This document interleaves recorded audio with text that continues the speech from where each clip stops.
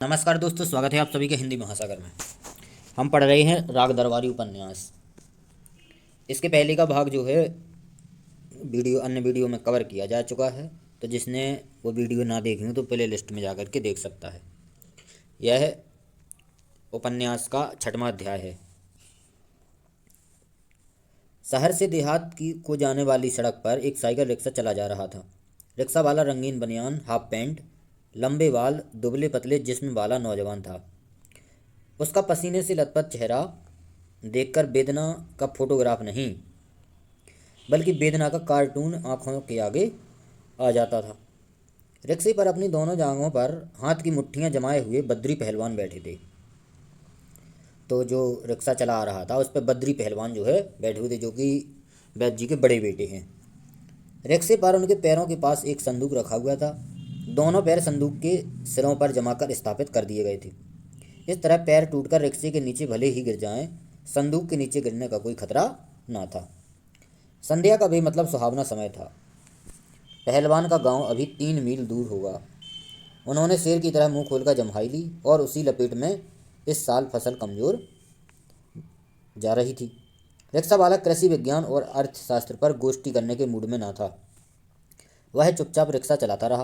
पहलवान ने अब उसे साफ साफ पूछा, किस जिले के हो? इधर तुम्हारे उधर फसल की क्या हालत है? रिक्शे वाले ने सिर को पोंछा, पीछे नहीं मोड़ा। आंख पर आती हुई बालों की लटकू गर्दन की लोचदार झटक के साथ मत्थे के ऊपर फेंक कर उसने कहा, फसल? हम देहाती नहीं हैं ठाकुर साहब, खास शहर के रहने वाले हैं। इसके बाद वह कूल्हे मटका मटकाकर जोर से रिक्शा चलाने लगा। आगे जाने वाले एक दूसरे रिक्शे वाले को देखकर उसने घंटी बजाई। पहलवान ने दूसरी जम्हाई ली और फसल की ओर से फिर ताकना शुरू कर दिया। रिक्शा वाला सवारी को यह बेरुखी देखकर उलझन में पड़ गया। रंग जमाने के लिए उसने आगे वाले रिक्शे वाले को ललकारा, अबे ओ बांगड़ू, चल बाईं तरफ। आगे का रिक्शा वाला बाईं तरफ हो लिया। पहलवान का रिक्शा उसके पास से आगे निकल गया। निकलते निकलते इस रिक्शे वाले ने बाईं ओर के रिक्शे वाले से पूछा, क्यों, गोंडा का रहने वाला है या बहराइच का? वह रिक्शे वाला एक आदमी को कुछ गठरियाँ और कुछ एक गठरी नुमा बीवी के साथ लादकर धीरे धीरे चल रहा था। इस भाईचारे से खुश होकर बोला, गोंडा में रहते हैं भैया। शहरी रिक्शे वाले ने मुंह से सिनेमा वाली सीटी बजाकर और आंखें फैलाकर कहा, वही तो। पहलवान ने इसे भी अनसुना कर दिया। सांस खींचकर कहा, जरा स्पीड बढ़ाइए रहे मास्टर। रिक्शा वाला सीट पर उछल कर रफ्तार बढ़ाने और साथ ही भाषण देने लगा। ये गोंडा बहराइच और इधर उधर के रिक्शे वाले यहाँ आकर चलन बिगाड़ते हैं। दाएं बाएं की तमीज़ नहीं। इनसे ज़्यादा समझदार तो भूसा गाड़ियों के बैल होते हैं। बिल्कुल हुस। अंग्रेजी बाजारों में बिरहा गाते निकलते हैं। मोची तक को रिक्शे पर बैठाकर उसे हुजूर सरकार कहते हैं। कोई पूछ दे कि माल एवेन्यू का प्रैम्पटन स्क्वायर चला तो दांत निकाल देते हैं। इसके बाप ने भी इन जगहों का नाम सुना हो तो? पहलवान ने सिर हिलाया, कहा, ठीक कहते हो मास्टर।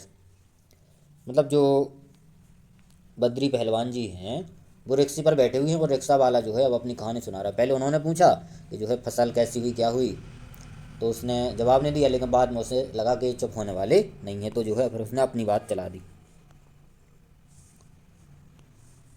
होते हैं, सत्तू खाते हैं और चना चबाकर रिक्शा चलाते हैं। 4 साल में बीमारी घेर लेती है और घिघियाने लगती है। रिक्शे वाले ने हकारत से कहा, चमड़ी चली जाए पर दमड़ी न जाए। बड़े मक्खी चूस होते हैं। ये कहावत है कि चमड़ी चली जाए लेकिन पर दमड़ी न जाए। दमड़ी पहले जो है रुपया होता था, एक जैसे पैसा है, ऐसे दमड़ी चला करती थी। तो खाल चाहे खिंच जाए, दमड़ी खिंच जाए, मन चमड़ी चली जाए, माने स्किन चाहे खिंच जाए, लेकिन जो है रुपया जो दमड़ी है वो नहीं जाने देंगे। पर साल लू में एक साला रिक्शा चलाते चलाते सड़क पर ही टेंट भूल गया। देह पर बनियान ना थी, पर टेंट से 22 रुपये निकले। पहलवान ने सिर हिलाकर कहा, लू बड़ी ख़राब चीज़ है होती है। जब चल रही हो तो घर से निकलना ना चाहिए, खा पी कर दरवाज़ा बंद करके पड़े रहना चाहिए। तो पहलवान ने कहा है कि लू बहुत ख़राब चीज़ होती है, जब चल रही हो तो घर से नहीं निकलना चाहिए, खा पी कर और दरवाज़ा बंद करके जो है पड़ा रहना चाहिए, पहलवान का कथन है। बात बड़ी मौलिक थी। रिक्शे वाले ने हेकड़ी से कहा, मैं तो यही करता हूँ, गर्मियों में बस शाम को सनीमे के टाइम गाड़ी निकालता हूँ। पर ये साले देहाती रिक्शे वाले, इनकी ना पूछिए ठाकुर साहब, साले जान पर खेल जाते हैं। चवन्नी के पीछे मुँह से फेना गिराते हुए दोपहर को भी मीलों चक्कर काटते हैं। इक्के का घोड़ा भी उस वक्त पेड़ का साया नहीं छोड़ता, पर ये साले, मतलब जो शहर का रिक्शा वाला है वो गांव के रिक्शे वाले की बुराई जो है बता रहा कि ये तो गर्मी, चाहे कितनी गर्मी हो, मुंह से फंसू कर निकल जाए, लेकिन जो है रिक्शा चलाना बंद नहीं करते। चाहे कितनी भी लू चल रही हो, कुछ भी हो जाए, लेकिन वो रिक्शा जरूर चलाएंगे।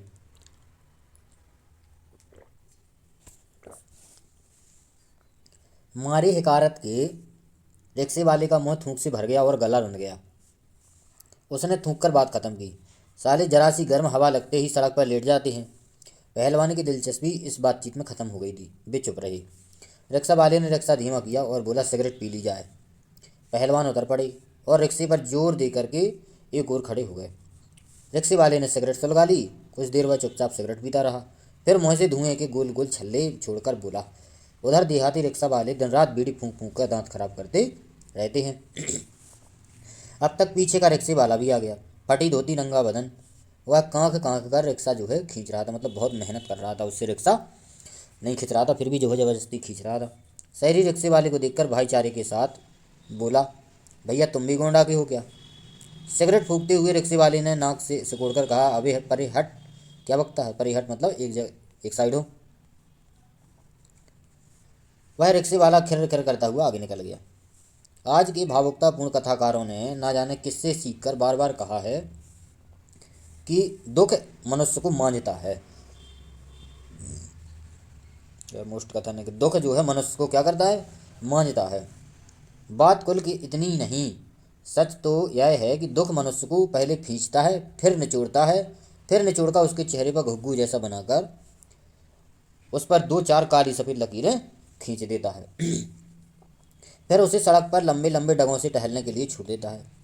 दुख इंसान के साथ यही करता है, और उसने गोंडा के रिक्शे वाले के साथ भी यही किया था। पर शहरी रिक्शे वाले पर इसका कोई असर नहीं हुआ। सिगरेट फेंककर उसकी और बिना कोई ध्यान दिए उसने अपना रिक्शा तेजी से आगे बढ़ाया। दूसरा भाषण शुरू। अपना असूल तो यह है ठाकुर साहब कि चोखा काम चोखा दाम। 8 आने कहकर 7 आने पर तोड़ नहीं करते। जो कह दिया सो कह दिया। मतलब जो शहरी रिक्शा वाला है वो कह रहा है कि जो एक बार अवधि जितना हमने जितना रुपया बोल दिया, जितना चाहिए है तो बोल दिया, उसके बाद फिर कम हम नहीं करते हैं। एक बार एक साहब मेरी पीठ पर बैठे बैठे घर के हालचाल पूछने लगे। बोले, सरकार ने तुम्हारी हालत ख़राब कर रखी है, रिक्शे पर रोक नहीं लगाती। कितनी बुरी बात है कि आदमी पर आदमी चढ़ता है। मैंने कहा तो मत चढ़ो। वे कहने लगे, मैं तो इसलिए चढ़ता हूँ कि लोग अगर रिक्शे का बाइकाट कर दें तो रिक्शे वाले भूख मर जाएंगे। उसके बाद वे फिर रिक्शे वाले के नाम पर रोते रहे। बहुत रोए, रोते जाते थे और सरकार को गाली देते जाते थे। कहते जाते थे कि तुम यूनियन बनाओ, मोटर रिक्शों की मांग करो, ना जाने क्या क्या बकते थे। मगर ठाकुर साहब हमने भी कहा कि बेटा झाड़े रहो, चाहे कितना रो हमारे लिए, किराए की अठन्नी एक पाई कम नहीं करूँगा। पहलवान ने आंखें बंद कर ली थीं। जमाई लेकर बोले, कुछ सिनेमा का गाना बाना भी गाते हो कि बातें झेलते रहोगे? मतलब जो पहलवान जी बैठे थे रिक्शा पे, वह रिक्शे वाले की बातें सुन सुनकर ऊब गए थे। तो उन्होंने कहा कि जो है कि कुछ गाना आना आता है तुमको, कि जो है यही बातें भर चलाते रहते हो? रिक्शे वाले ने कहा, यहाँ तो ठाकुर साहब की दो ही बातें हैं, रोज़ सिनेमा देखना और फटाफट सिगरेट पीना। गाना भी सुना देता, पर इस वक्त गला खराब है। पहलवान हंसे। तब फिर क्या हुआ? शहर का नाम डूबे हो? रिक्शा वाला इस अपमान को शालीनता के साथ हजम कर गया। फिर कुछ सोचकर उसने धीरे से लारी लप्पा की धुन निकालनी शुरू की। पहलवान ने उधर ध्यान नहीं दिया। उसने सवारी की तबीयत को गिरा देखकर बात शुरू की। हमारे भाई भी रिक्शा चलाते हैं, पर सिर्फ खास खास मोहल्लों की सवारियां ढोते हैं। एक सुल्तानपुरी रिक्शे वाले को उन्होंने 2 4 पाँव दांव सिखाए तो वह रोने लगा। बोला, जान ले लो पर धर्म ना लो, हम इस काम के लिए सवारी ना ला देंगे। हमने कहा कि भैया बंद करो, गधे की दुल्की चलाकर घोड़ा ना बनाओ। शिवपालगंज नज़दीक आ रहा था। उन्होंने रिक्शे वाले को सनद जैसी देते हुए कहा, तुम आदमी बहुत ठीक हो, सबको मुँह न लगाना चाहिए, तुम्हारा तरीका पक्का है। फिर भी कुछ सोचकर बोले, पर तुम्हारी तंदुरुस्ती कुछ ढीली ढाली है, कुछ महीने दंड बैठक लगा लो, फिर देखो क्या होता है। उससे क्या होगा? रिक्शे वाले ने पूछा पहलवान से। मैं भी पहलवान हो जाऊंगा। पर अब पहलवानी में क्या रखा है? लड़ाई में जब ऊपर से बम गिरता है तो नीचे बड़े बड़े पहलवान ढेर हो जाते हैं। तो यह रिक्शे वाले का कथन है कि लड़ाई में जब ऊपर से बम गिरता है तो नीचे जो है बड़े बड़े पहलवान क्या हो जाते हैं, ढेर हो जाते हैं। हाथ में तमंचा हो तो पहलवान हो हुए तो क्या, और ना हुए तो क्या। कुछ रुककर रिक्शे वाले ने इत्मीनान से कहा, पहलवानी तो अब हिदायत में ही चलती है ठाकुर साहब, हमारे उधर तो छुरेबाजी का जोर है। इतनी देर बाद बद्री पहलवान को अचानक अपमान की अनुभूति हुई। हाथ बढ़ाकर उन्होंने रिक्शे वाले की बनियान चुटकी से पकड़कर खींची और कहा, अबे घंटे भर से यह ठाकुर साहब क्या लगा रखा है, जानता नहीं मैं बावन हूँ। यह सुनकर रिक्शे वाला पहले तो चौंका, पर बाद में उसने सर्वोदय भाव ग्रहण कर लिया। कोई बात नहीं पंडित जी, कोई बात नहीं, कहकर सब वह सड़क के किनारे जो है प्रकृति की शोभा निहारने लगा।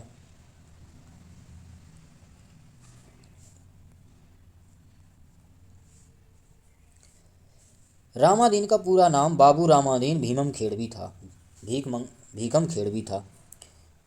भीकम खेड़ा शिवपालगंज से मिला हुआ एक गांव था, जो अब यूनानो मिस्र रोमा की तरह जहान से मिट चुका था। मतलब जो शिवपालगंज है उसी के पास में एक भीकम खेड़ा गांव था, लेकिन अब जो है वो मिट गया था। यानी वह मिटा नहीं था, सिर्फ शिवपालगंज वाले बेवकूफ़ी के मारे उसे मिटा हुआ समझते थे। भीकम खेड़ा आज भी कुछ झोपड़ों में, माल विभाग के कागजात में और बाबू रामादीन की पुरानी शायरी में सुरक्षित था। बचपन में बाबू रामादीन भीकम खेड़ा गांव से निकलकर रेल की पटरी पकड़े हुए शहर तक पहुंचे थे। वहां से किसी भी ट्रेन में बैठने की योजना बनाकर वे किसी योजना के कलकत्ते में पहुंच गए। कलकत्ते में उन्होंने पहले एक व्यापारी के यहाँ चिट्ठी ले जाने का काम किया, फिर माल ले जाने का। बाद में उन्होंने उसके साझे में कारोबार करना शुरू कर दिया। अंत में वे पूरे कारोबार के मालिक हो गए। मतलब रामादीन जो है कलकत्ता गए तो पहले एक व्यापारी के इधर काम किया, धीरे धीरे धीरे उनके व्यापार में शामिल हो गए और बाद में जो है वो मालिक हो गए वहाँ के। कारोबार अफीम का था। कच्ची अफीम पश्चिम से आती थी, उसे कई ढंगों से कलकत्ते में ही बड़े व्यापारी के यहाँ पहुँचाने की आड़त उनके हाथ में थी। वहाँ देश के बाहर भेजने का काम भी हाथ में ले सकते थे, पर भी महत्वाकांक्षी ना थे। अपनी आड़त का काम भी चुपचाप करते थे और बचे समय में पश्चिम के जिलों से आने वाले लोगों की सोहबत कर लेते थे। वहाँ भी अपने क्षेत्र के आदमियों में काफ़ी मशहूर थे। लोग उनकी अशिक्षा की तारीफ करते थे और उनका नाम लेकर समझाने की कोशिश करते थे कि अकबर आदि अशिक्षित बादशाहों ने खूबी से हुकूमत चलाई। मतलब जो जो व्यापारी थे उनकी जो है तुलना बादशाह अकबर से कर दी गई, क्योंकि बादशाह अकबर भी जो है पढ़ा लिखा नहीं था, लेकिन उसने शासन बहुत अच्छा चलाया। अफीम के कारोबार में अच्छा पैसा आता था और दूसरे व्यापारियों से इसमें ज़्यादा स्पर्धा भी नहीं रखनी पड़ती थी। इस व्यापार में सिर्फ एक छोटी सी यही खराबी थी कि यह कानून के खिलाफ पड़ता था। उसका जिक्र आने पर बाबू रामाधीन अपने दोस्तों से कहते थे कि इस बारे में क्या कर सकता हूँ, कानून मुझसे पूछकर तो बनाया नहीं गया था। जब बाबू रामाधीन अफीम कानून के अंतर्गत गिरफ्तार होकर मजिस्ट्रेट के सामने पेश हुए तो वहाँ उन्होंने यही रवैया अपनाया। उन्होंने अंग्रेजी कानून की निंदा करते हुए महात्मा गांधी का हवाला दिया और यह बताने की कोशिश की कि विदेशी कानून मनमाने ढंग से बनाए गए हैं और ये हर एक छोटी सी बात का जुर्म बना दे दिया गया है। उन्होंने कहा, जनाब, अफीम एक पौधे जैसी होती है, एक पौधे से पैदा होती है, पौधा उगता है, उसमें खूबसूरत से सफ़ेद फूल निकलते हैं। अंग्रेजी में उसे पॉपी कहते हैं। उसी की एक दूसरी किस्म भी होती है जिसमें लाल फूल निकलते हैं, उसे साहब लोग बंगले पर लगाते हैं। उस फूल की तीसरी किस्म भी होती है जिसे डुअल पॉपी कहते हैं। हुजूर, ये सब फूल पत्तों की बातें हैं, इसमें जुर्म का क्या सरोकार है। उसी सफ़ेद फूल वाले पॉपी के पौधे के बाद में काली काली चीज़ निकलती है या दवा के काम आती है। इसका कारोबार जुर्म नहीं हो सकता। जिस कानून में यह जुर्म बताया गया है वह काला कानून है, वह हमें बर्बाद करने के लिए बनाया गया है। मतलब उन्होंने जो है जब अफीम की दुकानदारी जो है करते पकड़े गए तो उन्होंने बातें बनाना शुरू कर दिया कि वो कानूनी बेकार है। इस लेक्चर के बावजूद बाबू रामाधीन को 2 साल की सज़ा हो गई। मतलब उन्होंने जज को समझाने की बहुत कोशिश की कि जो कानून जो है वो बेकार है और अफीम तो एक जो है फसल होती है और इस पर कोई कानून होना नहीं चाहिए, लेकिन इस लेक्चर के बाद भी उन्हें जो है 2 साल की जेल हो गई। पर सज़ा तो उस ज़माने में हो ही जाती थी। असली चीज़ सज़ा के पहले इजलास में दिया जाने वाला लेक्चर था। बाबू रामाधीन को मालूम था कि इस तरह लेक्चर देकर सैकड़ों लोग क्रांतिकारियों से लेकर अहिंसावादियों तक शहीद हो चुके हैं और उन्हें यकीन था कि इस लेक्चर से उन्हें भी शहीद बनने में आसानी होगी। पर सजा भुगत कर आने के बाद उन्हें पता चला कि शहीद होने के लिए उन्हें अफीम का कानून नहीं, नमक कानून तोड़ना चाहिए था। कुछ दिन कलकत्ते में घूम फिर कर उन्होंने देख लिया कि वे बाजार में उखड़ चुके हैं। अफसोस में उन्होंने एकाध शेर कहे और इस बार टिकट लेकर अपने गांव वापस लौट आए। आकर भी शिवपालगंज में बस गए। उन्होंने लोगों को इतना तक सच बता दिया कि उनकी आढ़त की दुकान बंद हो गई। इससे आगे बताने की ज़रूरत ना थी। उन्होंने एक छोटा सा कच्चा पक्का मकान बनवा लिया, कुछ खेत लेकर किसानी शुरू कर दी। गांव के लड़कों की कौड़ी की जगह ताश हुआ से जुआ खेलना सिखा दिया। जो है गांव में बच्चे जो है पहले कौड़ी से जो है खेला करते थे, लेकिन उन्होंने कौड़ी की जगह पर ताश से जो है जुआ खेलना सिखा दिया। दरवाजे की चारपाई पर पड़े पड़े कलकत्ता प्रवास के किस्से सुनाने में दक्षता प्राप्त कर ली। तभी गांव पंचायतें बनी और कलकत्ते की करामात के सहारे उन्होंने अपने एक चचेरे भाई को सभापति बनवा दिया। शुरू में लोगों को पता ही ना था कि सभापति क्या होता है, इसलिए उनके भाई को इस पद के लिए चुनाव तक नहीं लड़ना पड़ा। कुछ दिनों बाद ही लोगों को पता चल गया कि गांव में दो सभापति हैं, जिनमें बाबू रामाधीन गांव सभा की ज़मीन का पट्टा देने के लिए हैं और उनका चचेरा भाई ज़रूरत पड़े तो गबन के मुकदमे में जेल जाने के लिए। बाबू रामाधीन का एक ज़माने में तक गांव में बड़ा दौरा रहा। उनके मकान के सामने एक छप्पर का बंगला पड़ा था, जिसमें गांव के नौजवान जुआ खेलते थे। एक और भंग की ताज़ी पत्ती घुटती थी। वातावरण बड़ा काव्यपूर्ण था। उन्होंने गांव में पहली बार कैना, नेस्टरसियम, लार्कस्पर आदि अंग्रेजी फूल लगाए थे। उनमें लाल रंग के कुछ फूल थे, जिनके बारे में कभी कभी कहते थे, यह पॉपी है, यह साला डबल पॉपी है। मतलब जो एक बिल्डिंग थी वहाँ पर गांव में पहली बार उन्होंने जो है अलग अलग प्रकार के जो अंग्रेजी फूल थे, जैसे कैना, नेस्टरसियम, लार्कस्पर, इन सभी फूलों को जो है लगाया था।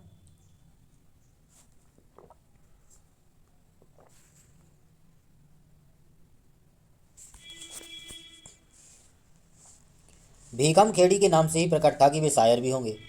अब तो वे नहीं थे, पर कलकत्ता के अच्छे दिनों में वे एक आध बार शायर हो गए थे। उर्दू कवियों की सबसे बड़ी विशेषता उनकी मातृभूमि प्रेम है। इसलिए बम्बई और कलकत्ता में भी वे अपने गांव या कस्बे का नाम अपने नाम के पीछे बांधे रहते हैं और उसे खटखटा नहीं समझते।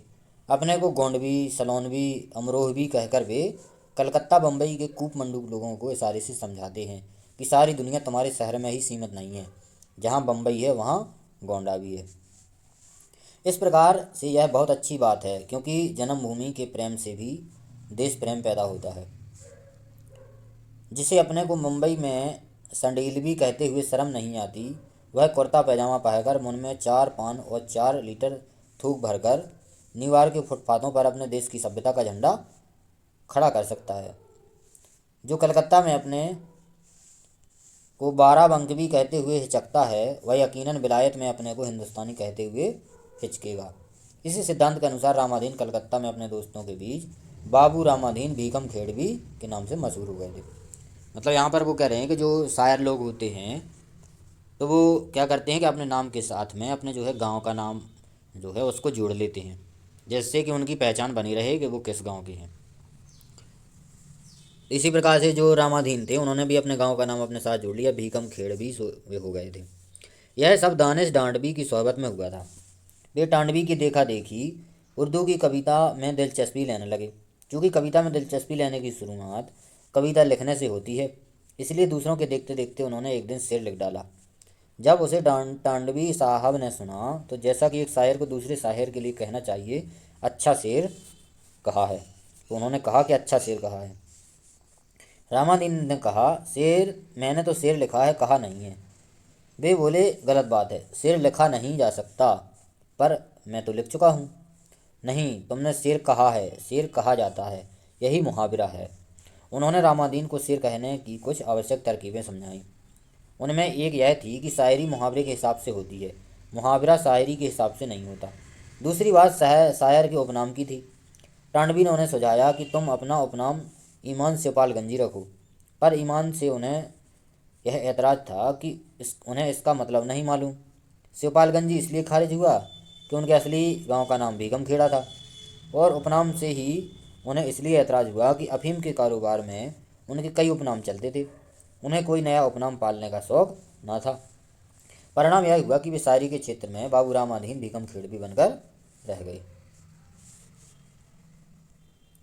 कलूटी लड़कियां हर शाम को मुझको छेड़ जाती हैं। इस मिसरे से शुरू होने वाली एक कविता उन्होंने अफीम की डिब्बियों पर लिखी थी। तो उनके कविता का जो शीर्षक था, शुरुआत थी कि एक कलूटी लड़कियां जो है हर एक शाम मुझको छेड़ जाती हैं। पर शायरी की बात सिर्फ दानिश तांडवी की सोहबत तक ही रही। जेल जाने पर उनसे आशा की जाती थी कि दूसरे महान साहित्यिकों और कवियों की तरह अपने जेल जीवन के दिनों में वे अपनी कोई महान कलाकृति रचेंगे और बाद में एक लंबी भूमिका के साथ उसे जनता को पेश करेंगे। पर वे 2 साल जेल खाने की शिकायत और कैदियों से हंसी मजाक करने, वार्डरों की गालियां सुनने और भविष्य के सपने देखने में बीत गए। शिवपालगंज में आकर गंजहा लोगों के सामने अपनी विशिष्टता दिखाने के लिए उन्होंने फिर से अपने नाम के साथ भीकम खेड़वी से का खटखटा बांधा। बाद में जब बिना किसी कारण के सिर्फ गांव की पूरे भारत की सभ्यता के असर से वे गुटबंदी के शिकार हो गए, तो उन्होंने एक आध शेर लिखकर यह भी साबित किया कि भीकम खेड़वी सिर्फ भूगोल का नहीं, कविता का भी शब्द है। कुछ दिन हुए, बद्री पहलवान ने शिवपालगंज से 10 मील आगे एक दूसरे गांव में आटा चक्की की मशीन लगाई थी। चक्की ठाठ से चली जो है तो और वैद्य जी के विरोधियों ने कहना शुरू किया कि उसका संबंध वैद्य जी के विरोधियों ने कहना शुरू किया कि उसका संबंध कॉलेज के बजट से है। इस जनभावना को रामाधीन ने अपनी इस अमर कविता द्वारा प्रकट किया था। क्या करिश्मा है ये रामाधीन भीकम खेड़वी, क्या करिश्मा है ये रामाधीन भीकम खेड़वी, खोलने कॉलेज चले आटे की चक्की खुल गई। तो जब बद्री पहलवान ने वो चक्की खोली तो रामाधीन ने कविता के माध्यम से अपनी जो है बात रखी। गांव के बाहर बद्री पहलवान का किसी ने रिक्शा रोका। कुछ अंधेरा हो गया था और रोकने वाले का चेहरा दूर से साफ नहीं दिख रहा था। बद्री पहलवान ने कहा, कौन है बे? अभी तभी न करो पहलवान, मैं रामाधीन हूँ, कहता हुआ एक आदमी रिक्शे के पास आकर खड़ा हुआ। रिक्शे वाले ने एकदम से बीच सड़क पर रिक्शा रोक दिया। आदमी धोती कुर्ता पहने था, पर धुंधलके में दूसरे आदमियों के मुकाबले उसे पहचानना तो धोती कुर्ते से नहीं, उसके घुटे हुए सिर से पहचाना जाता। रिक्शे का हैंडल पकड़कर वह बोला, मेरे घर में डाका पड़ने जा रहा है, सुना। पहलवान ने रिक्शे वाले की पीठ में एक उंगली खींचकर उसे आगे बढ़ने का इशारा किया और कहा, तो अभी से क्यों टिल्लो टिल्लो लगाए हो? जब डाका पड़ने लगे तब मुझे बुला लेना। रिक्शे वाले ने पैडल पर जोर दिया, पर रामाधीन ने उसका हैंडल इस तरह पकड़ रखा था कि उनके इस जोर ने उसे जोर से काट दिया। रिक्शा अपनी जगह रहा। बद्री पहलवान ने बुनबुनाकर कहा, मैं सोच रहा था कि कौन आफत आ गई जो सड़क पर रिक्शा पकड़कर रांड की तरह रोने लगा। रामाधीन बोले, रो नहीं रहा हूँ, शिकायत कर रहा हूँ। वैद्य जी के घर में तुम ही एक आदमी हो, बाकी तो सब पंचशाखा है, इसलिए तुमसे कह रहा हूँ। एक चिट्ठी आई है जिसमें डकैतों ने मुझसे 5,000 रुपये मांगा है। कहा है कि अमावस की रात को दक्षिण वाली टीली पर दे जाओ। बद्री पहलवान ने अपनी जांघ पर हाथ मारकर कहा, मन हो तो दे आओ, मन ना हो तो एक कौड़ी भी देने की ज़रूरत नहीं, इससे ज़्यादा क्या कहें। चलो रिक्शे वाले। घर नज़दीक है, बाहर पिसी हुई भंग तैयार होगी। पीकर नहा धोकर कमर पर बढ़िया लंगोट कसकर ऊपर से एक कुर्ता झाड़कर बैठक में हम उसम कर बैठ जाएगा। लोग पूछेंगे, पहलवान क्या कर आए? वे आंखें बंद करके दूसरों के सवाल सुनेंगे, दूसरों को ही जवाब न देने देंगे। देह की ताकत और भंग के घुमाव में सारे संसार की आवाज़ें मच्छर की भन्नाहट सी जान पड़ेंगी। सपनों में डूबते उतरते हुए बद्री को इस वक्त सड़क पर रोका जाना बहुत खला। उन्होंने रिक्शे वाले को डपट कर कहा, तुमसे जो कह रहा हूँ चलो। वह चलता कैसे? रामाधीन का हाथ अब भी रिक्शे के हैंडल पर था। उन्होंने कहा, रुपए की बात नहीं, मुझसे कोई क्या खाकर रुपए लेगा? मैं तो तुमसे बस इतना कहना चाहता था कि रुपन को हटक दो, अपने को कुछ ज़्यादा समझने लगे हैं। नीचे नीचे चलें, आसमान की नहीं। बद्री पहलवान अपनी जांघों पर जोर लगाकर रिक्शे से नीचे उतर पड़े। रामाधीन को पकड़कर रिक्शे वाले से कुछ दूर ले गए और बोले, क्यों अपनी जबान खराब करने पर जा रहे हो? क्या किया रुपन ने? रामाधीन ने कहा, मेरे घर या डकैती वाली चिट्ठी रुपन ने ही भिजवाई है, मेरे पास इसका सबूत है। पहलवान भुनभुनाए, 2-4 दिन के लिए बाहर निकलना मुश्किल है। उधर मैं गया, इधर यह चोचला खड़ा हो गया। कुछ सोचकर बोले, तुम्हारे पास सबूत है तो फिर घबराने की क्या बात? रामाधीन को अभयदान देते हुए उन्होंने जोर से कहा, तो फिर तुम्हारे यहाँ डाका वाका ना पड़ेगा, जाओ चैन से सो। रुपन डाका नहीं डालते, लौंडे हैं, मस्खरी की होगी। मतलब जो रुपन बाबू हैं वो बद्री पहलवान के छोटे भाई हैं। तो रामादीन रुपन बाबू की शिकायत बद्री पहलवान से कर रहे हैं कि जो है हमारे घर चिट्ठी आई है कि तुम्हारे यहाँ पर डाका पड़ेगा, नहीं तो 5,000 रुपये जो है दे जाओ। रामादीन कुछ तीखेपन से बोले, सो तो मैं भी जानता हूँ कि रुपन ने मस्खरी की है, पर यह मस्खरी भी कोई मस्खरी है। बद्री पहलवान ने सहमति प्रकट की, कहा तुम ठीक कहते हो, तो काची ढंग की मस्खरी है। सड़क पर एक ट्रक तेजी से आ रहा था। उसकी रोशनी में आंख झिलमिलाते हुए बद्री ने रिक्शे वाले से कहा, रिक्शा किनारे करो, सड़क तुम्हारे बाप की नहीं है। रामादीन बद्री के स्वभाव को जानते थे। इस तरह की बात सुनकर बोले, नाराज होने की बात नहीं है पहलवान, पर सोचो यह भी कोई बात हुई। वे रिक्शे की तरफ बढ़ाए थे। बैठते हुए बोले, जब डाका ही नहीं पड़ना है तो क्या बहस, चलो रिक्शे वाले। चलते चलते उन्होंने कहा, रुपन को समझा दूंगा, यह बात ठीक नहीं है। रामादीन ने पीछे से आवाज़ ऊंची करके कहा, उसने मेरे यहाँ डाका पड़ने की चिट्ठी भेजी है, इस पर उसे समझाओगे? यह समझाने की नहीं, जुतियाने की बात है। रिक्शा चल दिया। पहलवान ने बिना सिर घुमाए जवाब दिया, बहुत बुरा लगा हो तो तुम भी मेरे यहाँ वैसी चिट्ठी भिजवा देना। मतलब रामादीन ने कहा बद्री पहलवान से कि जो रुपन तुम्हारे छोटे भाई ने हमारे यहाँ पर डाका पड़ने की चिट्ठी भेजी है, तो यह बात सिर्फ समझाने की नहीं है, क्योंकि उन्होंने कहा था कि मैं समझा दूंगा कि ऐसा नहीं करना। तो रामादीन ने कहा कि यह बात जो है समझाने की नहीं है, जुतियाने की है। और जब तक जो है रिक्शा आगे बढ़ गया था, तो वहीं से पहलवान ने बिना सिर घुमाए कह दिया कि बहुत बुरा, यदि ज़्यादा तुम्हें बुरा लग गया हो तो तुम भी मेरे यहाँ ऐसी चिट्ठी भिजवा देना। इस वीडियो में इतना ही, मिलेंगे अगले वीडियो में। यदि वीडियो पसंद आया है तो लाइक करें, कमेंट करें, चैनल पर नए हैं तो सब्सक्राइब जरूर करें। धन्यवाद।